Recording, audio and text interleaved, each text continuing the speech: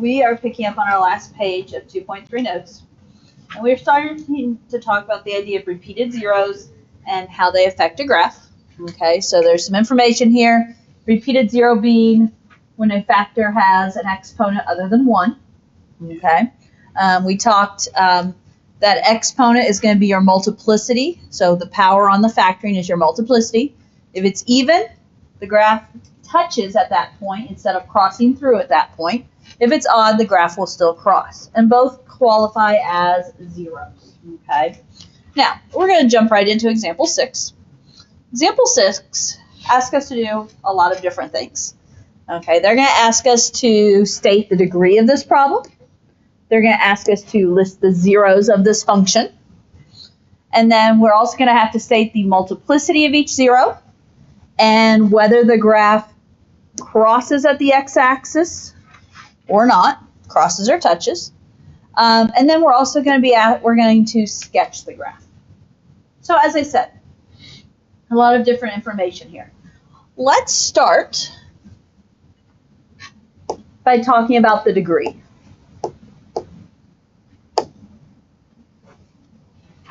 Thoughts as to what the degree of this function would be?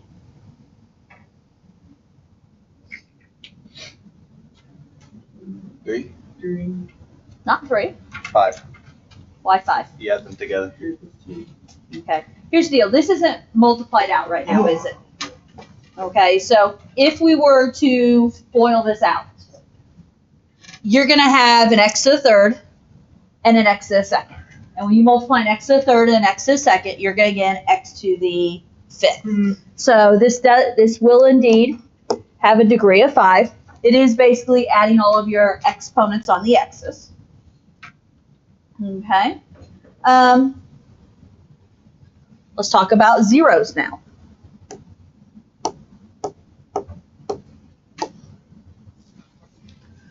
What are your thoughts about what type of zeros we're going to have? Or what zeros we will have? Our zeros will probably be crossing. So I don't want to talk cross or touch yet. Just what are the zeros? What are the x values for the zeros? We don't need the graph. We know the zeros just by looking at the equation. What did you say? -2. -2 and 1? Repeat. How do we know those are the zeros? You would take each factor and set it equal to 0, yes? If you take each factor and set it equal to 0, in other words, the idea of x plus 2 equals 0 and x minus 1 equals 0, you're going to have a 0 at -2, and you're going to have zeros at 1, or a 0 at 1. Okay? So those are your zeros. Old news, right? The next piece of information I want to talk about is multiplicity.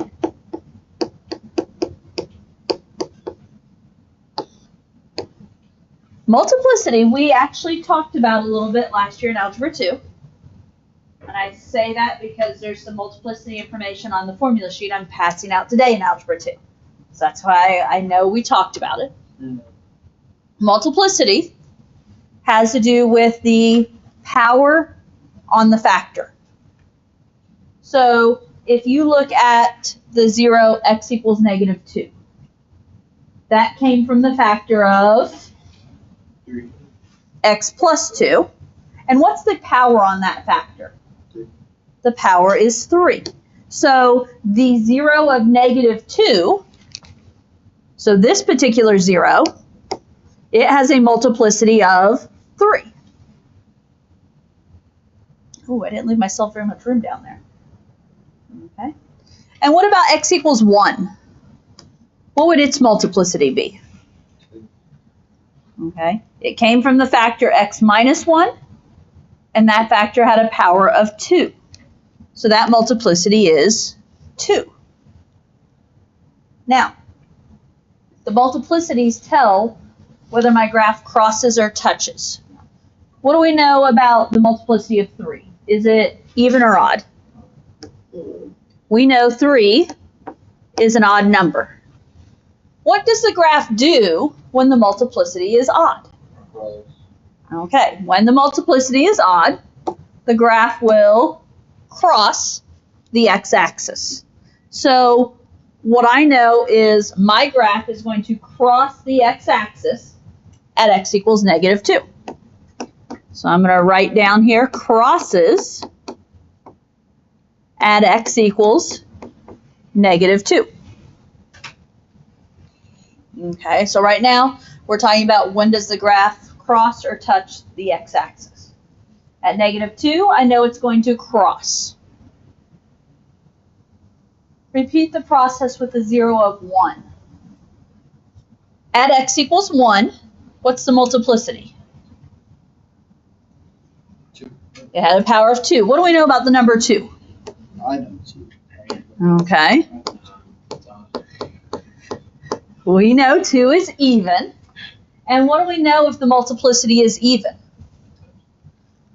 Yeah, if the multiplicity is even, the graph isn't going to actually cross through. It's just going to touch the x-axis. So my graph is going to touch at x equals 1. Okay, so it's either going to touch it and go back up or touch it and go back down, depending on which way it is coming from. Okay, now that officially answers all the questions there, other than sketching the graph. Couple of things to consider before we officially go in and sketch the graph. Excuse me.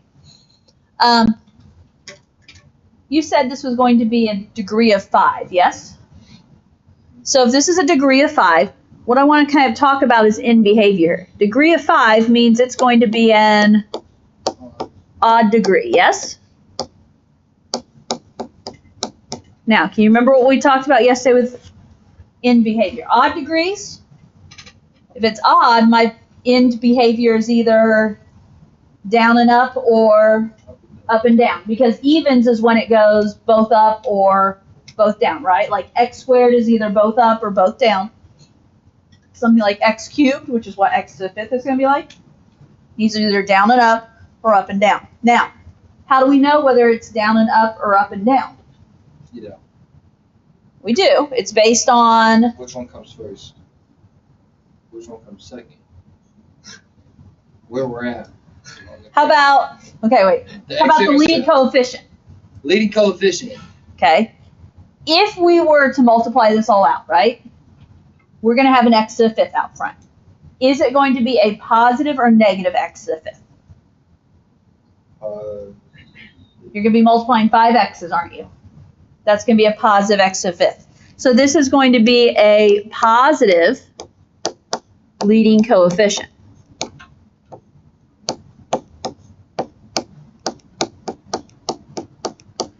So based on the fact that it's an odd degree and it's a positive leading coefficient, that's like an x to the 3rd graph, yes? It starts where? It starts down and ends up. Okay? This question didn't ask me to do this, but it does ask me to sketch the graph. And I'm trying to get us to do this without the calculator. Okay, we'll use the calculator in the end, but I'm trying to get you guys to think through. The other piece of information that could help with the sketch is a y-intercept. Remind me, where do y-intercepts occur? Where it crosses the Y. And it's going to cross the y-axis when x is 0. So in order to find your y-intercept, put in 0. If I put in 0, 0 plus 2 to the 3 times 0 minus 1 to the 2nd. Well, 0 plus 2 is 2. 2 to the 3rd is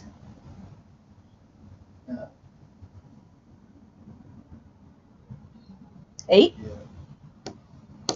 0 minus 1 is -1, but -1 squared is 1. 8 times 1 is 8.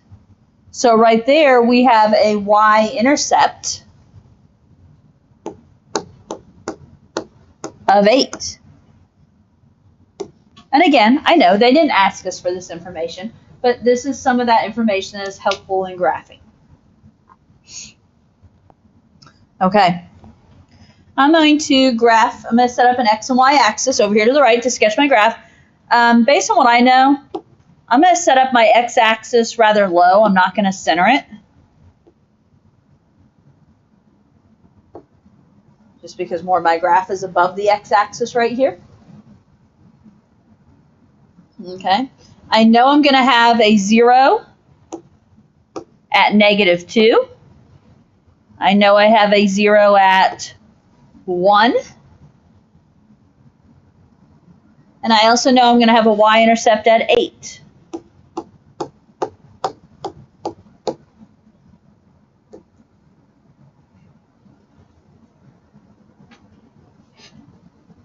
Okay. So that's the information I have there. Okay, think about this. We had a 0 at -2, so my graph has to touch or cross that point. I have a 0 at x equals 1. My graph somehow touches, either crosses or touches at x equals 1.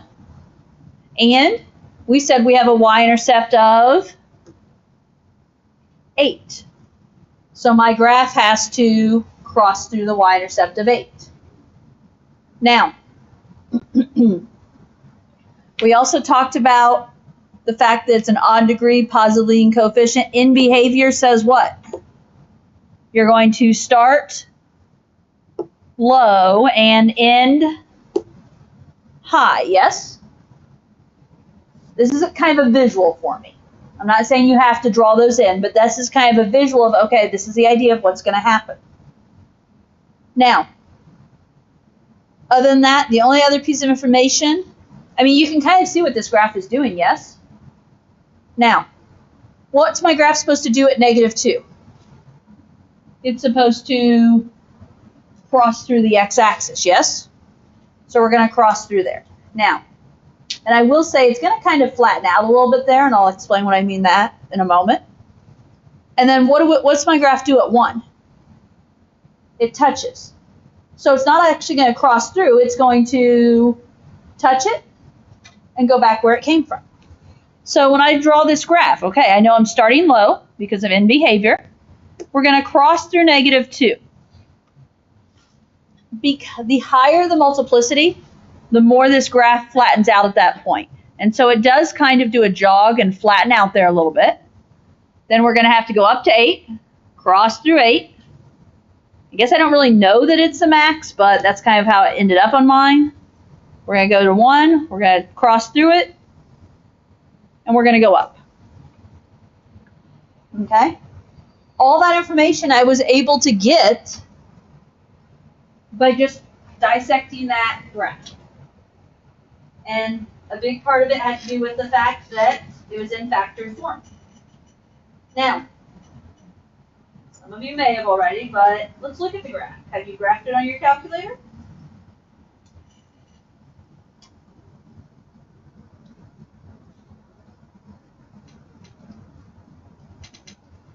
Okay, x plus 2 to the third, x minus 1 to the second. With any luck, it kind of looks like what I drew, yes? Okay? And as I said, the reason it kind of does that jog at -2 has to do with that multiplicity being higher than 1. The higher the multiplicity, the more it flattens out. You'll see that. Okay? Questions there? Make sure when you do this section homework that you pay attention to all the different parts because there are multiple things they're asking you.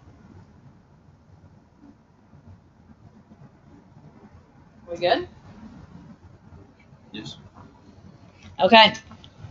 Let's work these last two problems then, and then I shall definitely get you some work time.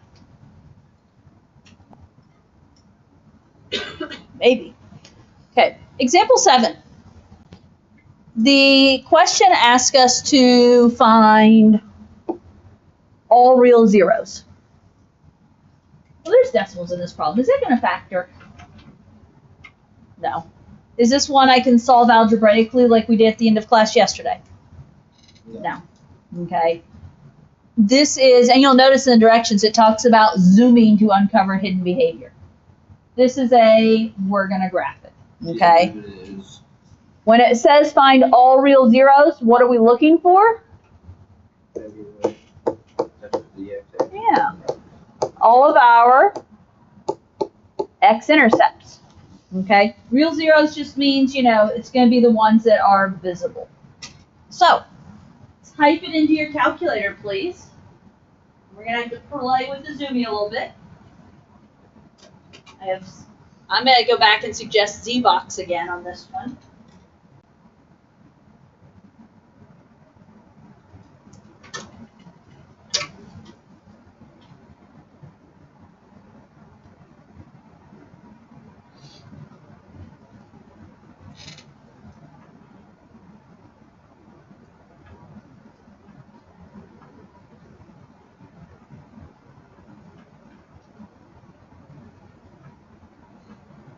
I would, of course, start with it on a 10 by 10 screen.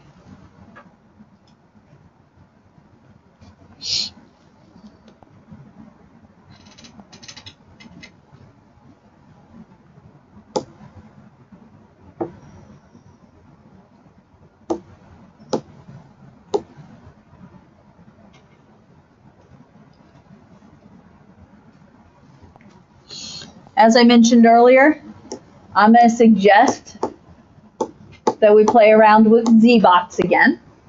And how do we find zeros on the calculator? Second code. Yeah.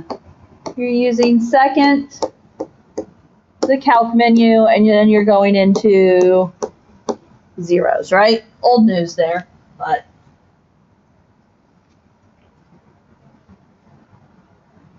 Now, are you working with this? Are you trying it? How many answers are we going to have? 4. Are there possibly 4? Keep in mind it is an x to the 4th, so there could be at most 4. The key will be zooming in on that one area. Now, I would maybe go ahead and find the 0 on this one on the left first.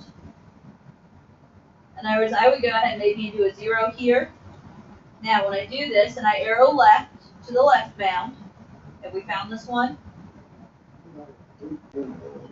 Okay. Negative 3.1. Okay. Arrow to the left of it, you end up right above it. Hit enter. Arrow down, or to the right, you end up below it. And negative 3.099736 is what mine says. Hey, reminder. I don't know what yours says for the y value. My y value says 0. negative 6e negative 12. What is that the same as? 0. That is 0. Okay, keep talking about that. Now, your y value may be slightly different. I don't know, maybe your y value actually says 0. It may have, that's scientific notation. That's 0.000000, whatever. That's equivalent to 0. Please count it as such, okay? Now, so this first one, what do I have? I have, I guess, technically 2 decimal places, but even at 2 decimal places, this becomes negative 3.10. Okay? Now, we're thinking there's 4, we're thinking there's 3 more. I would suggest ZBox right here to zoom in because you can't really find them right now. Okay, ZBox is going to give you a clear picture. So ZBox number 1, set, go, and put your cursor where you want it, the corner where you want to make a box. I'm going to put mine right here. I'm going to hit enter and then go for a diagonal piece. And when it zooms in, now you can clearly see that there's 3 more, aren't there? Okay? So the more you zoom in, the better you can see. We do know then that this graph did something like that, right? So you've got 1, 2, 3, 4.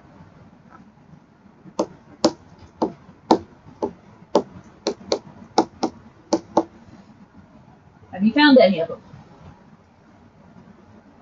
Yeah. Sure. Negative 3.1 and 0.5. Okay. 1.13 and then 1.37. Okay. Those are your 4 zeros there, yes? We weren't guaranteed to have 4, but we did happen to have 4. Okay? Do practice on the calculator. Alright? Pick one. Know what you're doing. Left bound, right bound. And go through and find. Questions on that? You've either found them or you have confidence you can find them. Okay. I've got one more problem for you to look at with me. And we also did this in Algebra 2 last year. I remember teaching it. They ask us to write the cubic function given the zeros of -4, 5, and 2.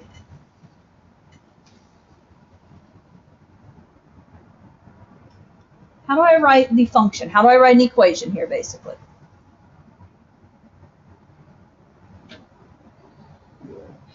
F of x. I mean, I am going to start it with f of x equals. F function. What do you know about a 0 of -4? How can it be expressed in a function? X plus 4.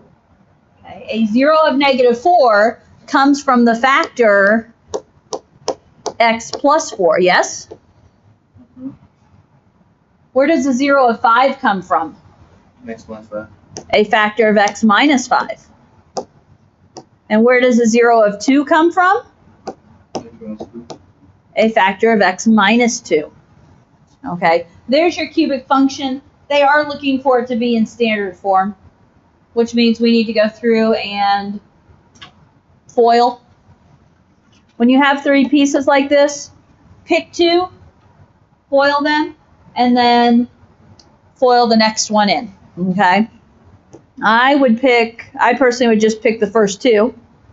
If I FOIL the first 2, x times x is x squared. Outsides are going to be -5x. How fancy can we be? What are my insides? 4x. What's -5x plus 4x? Negative 1. -1x. And then last 4 times -5 is -20. And then carry down the x minus 2. Okay? And then, however you want to do this, go through and multiply it. Remember, everything in the first parenthesis multiplies by everything in the second parenthesis. So, x squared times x, X cubed. x squared times -2, Minus -2x squared. Okay, negative x times x, minus x squared. Negative x times -2, plus 2x. Last, -20 times x, -20x, -20 times -2. About plus 40. And then clean up like terms. I know x cubed stays. 1x squared. No, sorry. Negative 3x squared. Minus 3x squared. And then plus and minus, sorry, 18x. Minus 18x and plus 40. Okay, guys. That's the basics there. They give you the zeros. They didn't give us any other information, so that's a cubic function represented with those zeros. Okay? Okay. Your homework. You've got a lot of evens, but there is one section that is all. So 2 through 8 evens. This is 9 through 12 all. 18 through 28 evens. 34 to 54 evens. Okay? Use your work time and get started. Due tomorrow.